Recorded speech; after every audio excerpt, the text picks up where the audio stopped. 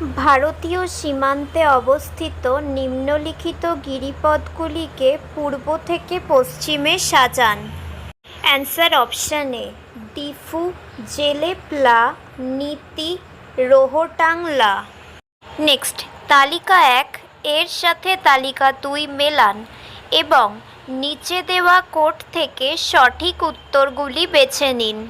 Answer option C A3 অর্থাৎ কামরাজার বন্দর হুগলি নদী, B1 অর্থাৎ কলকাতা ও হলদিয়া বন্দর বঙ্গোপসাগর এবং C2 অর্থাৎ মুরগাঁও বন্দর আরব সাগর।